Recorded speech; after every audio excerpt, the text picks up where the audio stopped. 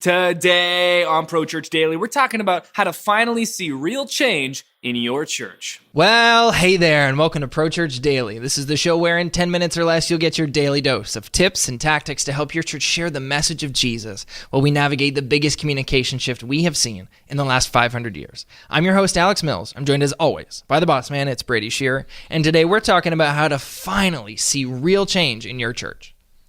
I have been in the mornings studying human behavior, trying to understand change. I found myself in a bit of a rut post-Nucleus launch, which is not unusual post-launch. You put so much into it. There's a little bit of that hangover effect where you're just trying to get your bearings back. And I've been really trying to dial deep into, how do I see lasting change in my life that goes beyond, a sprint of in these 30 days, how do I see fundamental change?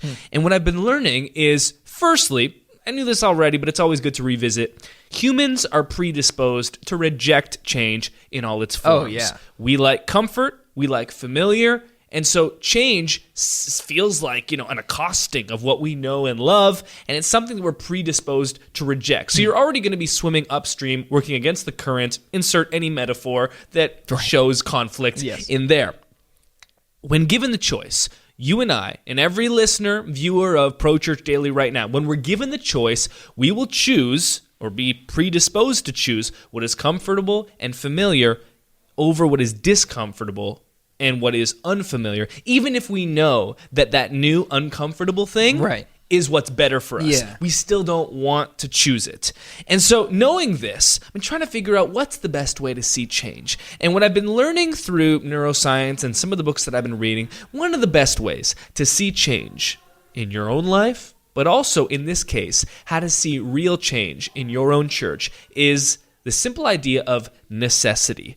Necessity is the single biggest driver of change. And to really put some meat on the bones of what that means, I want to give you 3 examples. Okay. The first has to do with Netflix. For the longest time, monopolies within cable television have existed in every country. So here we have Rogers, we've got Bell. In America, you've got Comcast, you've got AT&T, you've got Dish Network. And these companies have not been inspired whatsoever to serve their customers better or to make any changes because they have not needed to. Necessity did not exist for them to make change. And then a little guy named Netflix comes onto the scene. And over the last couple of years, we have seen copycat programs from these big cable networks prop up in an attempt to get some of that market share that Netflix has captured. They have been forced, against their will, out of necessity to change because someone else forced them to do so. We've seen the same in the public transportation market. Uber, ride-sharing, Lyft comes in, and the taxis that have been serving their customers poorly for so long are finally like, well, I guess we got to build an app to help, actually combat this new ride-sharing extravaganza. So, to go back to our cable network example, platforms like Sling TV, which is by Dish, came out.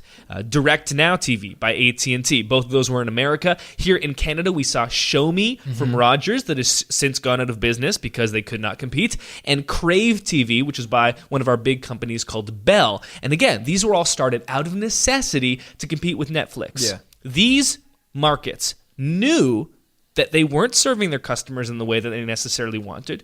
Just like we know that we're not maybe living our lives in a certain part of our lives that we want, and yet they did not change because they were not forced to do so. Nobody was coming in and making AT&T create a new way of experiencing television because nobody was forcing them to do so. Innovation stops when there's no reason to innovate. Another example, when I was hired on as media director as a 19-year-old at my church, I didn't really have too much understanding of web, design, video, social. But out of necessity, as in I was being paid and was expected to produce, I had to learn these things on the fly. There was no other option. It was either learn them and do the job you were hired to do, or don't learn them and don't get to keep the job. I was forced out of necessity to learn things because there was no other option. Right. Final example, we see this in Nucleus, and this is where I really want to drive it home with your church. The people that sign up for Nucleus and create their Nucleus to be their single destination for every next step, their central hub. So when they have announcements, they point their church to the Nucleus. Giving, go to the Nucleus. Small groups, Nucleus. Service times, Nucleus. Everything is always sent to that single destination. Yeah. That works extremely better for churches when they remove all other options. So for instance, if your church has been trying to get rid of your bulletin for years, and every time you try to get rid of it, people get upset, the reason for that, in most cases, is that you are not making them change out of necessity. Again, if you, let's say, introduce your Nucleus, but you keep your app and you keep your bulletin up and running, it's unlikely that your church is going to naturally move over to Nucleus as much as you promote it, as much as you try your best to make them, because they are not required to change. I don't think any of our grandparents wanted to get on Facebook or wanted to learn FaceTime.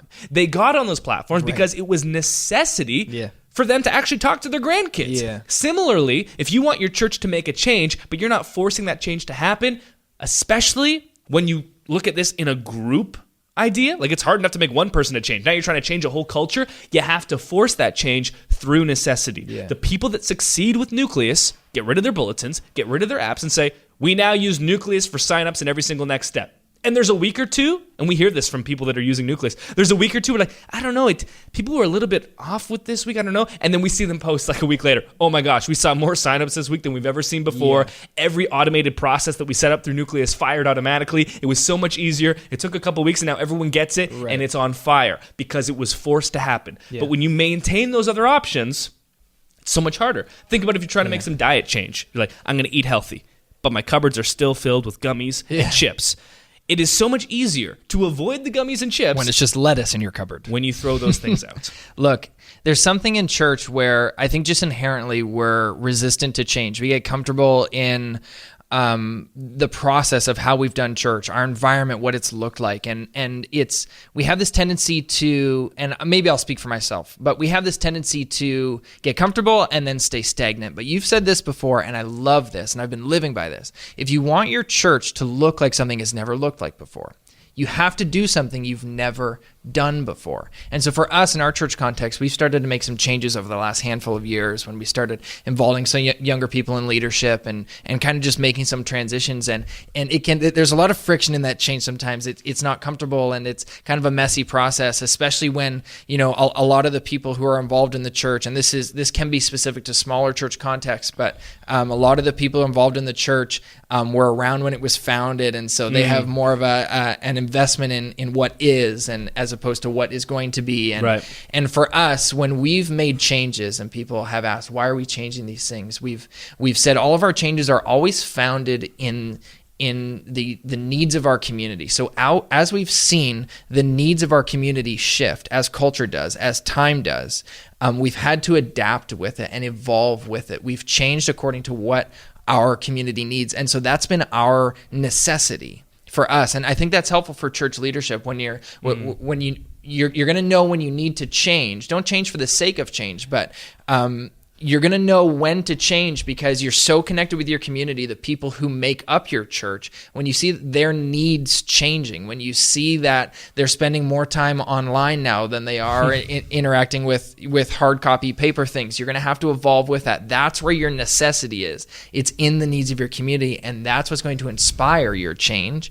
And as you change, as you're willing to evolve with the needs of your community, you'll see, like we're saying, you're going to see real change in your church. You're going to see your community better served. You're going to see the things that you want to see because you had the courage to go after what your community needs, and change follows that. We're living through the biggest communication shift in the last 500 years. Change is essential. We talked about the cable network industry. We talked about the public transportation industry. Both were radically turned upside down by new startups that came in and changed the game forever. Our churches are not immune to this change, as Alex just alluded to and explained. Change is necessary. You tie it to what you're trying to accomplish as a church. That's the whole idea of the timeless message in the timely mediums. There it is. And then when you want to see that change happen, there's going to be a couple of weeks of tension for sure. It's like starting a new diet. It's like the first 10 days are so hard. Horrible. And then detox. You get into the vibe. You get used to the new normal. Of course. The way to get to that is necessity. Rip off the Band-Aid, force the change, and that's the way that you can finally see real and lasting change in your church. And that'll do it for today's episode of Pro Church Daily. We'll see you tomorrow. Hey, thanks for watching today's episode of Pro Church Daily. Make sure to subscribe to this channel so you never miss another one. And if you like this video, come on, you know what to do. Hit the like button. Thanks for watching. We'll see you in another one.